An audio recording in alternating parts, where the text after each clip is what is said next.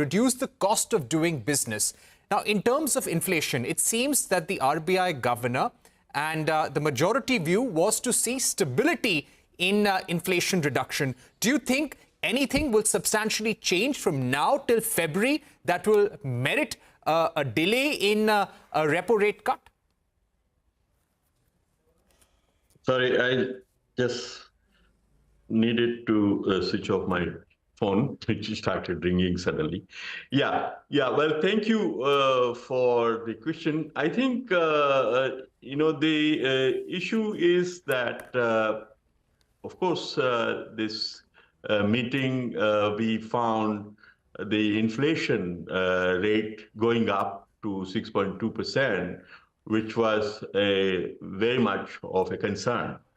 But how we look at the inflation, and that matters. And when one begins to dissect the different parts of the commodity basket that are contributing to rising prices, one finds that food items, especially vegetables, potato, tomato, and onions, sometimes called POT, were contributing to a large part of this inflation. And monetary policy is a demand management tool. So my view was that we can't really address the inflation coming from the seasonal variation in prices by use of monetary policy.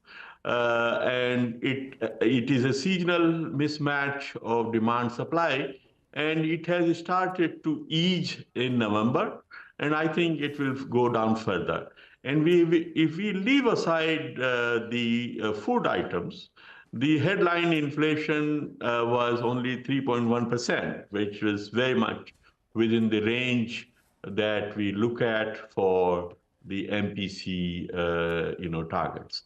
So, but on the other hand, the slowdown of growth to 5.4% from 6.6 in the previous quarter was very sharp, and I thought it needed a policy support.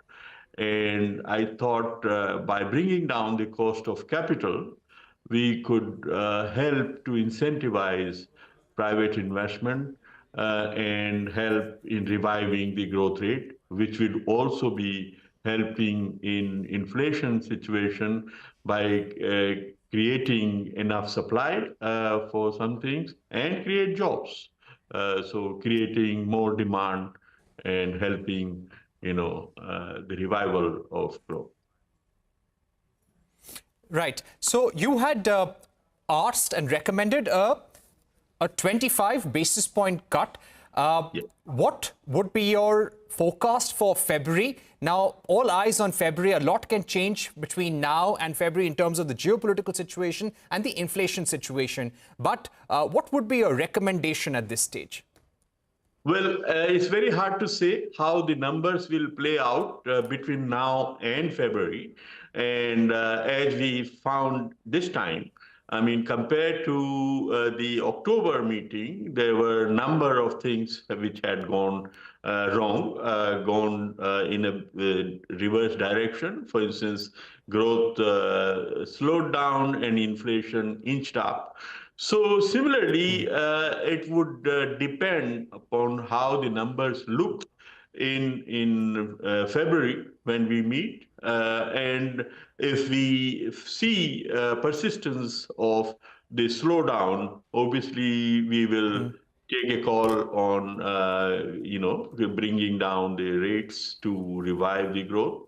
And also we will have to see whether inflation and inflationary expectations persist or are anchored. So this will really be something, it's hard to comment now. But one thing is very clear that, the rest of the world, if we look around, except for a few central banks, they have started the cycle of normalization of monetary policy. And some of them have been very aggressive in cutting the rates. Right. Now, a 25 percentage point cut from the Fed, but all indications are towards fewer reductions next year. How do you think this could impact the MPC's decisions going forward? Yeah, well, Fed actually started with a 50 basis point reduction, then another 25 basis point reduction, and very recently, in last few days, another 25 basis point correction. So they have in 3 rounds, 100 basis points cut they have effected. And obviously, having done very substantial front loading of the cut, there won't be scope for many such cuts in the coming year.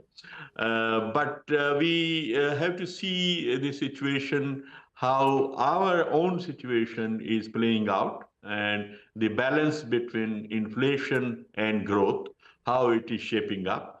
Because for a developing country, unlike the United States, revival of growth remains also an important objective before all of us, and also for the Monetary Policy Committee.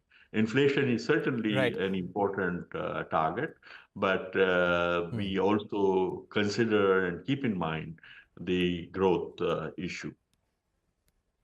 So we've seen a dip in demand in the FMCG sector, in urban demand as well.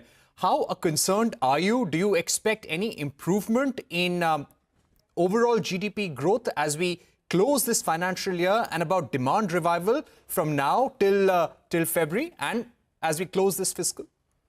Yeah, I think, I'm reasonably optimistic for revival of growth in the coming 2 quarters. I think the quarter two, Q2 was a bit of an, kind of a exceptional situation, because in the Q1, there was a very strong squeeze on government expenditure, especially capex, because of elections. And that seemed to have been revived in Q2.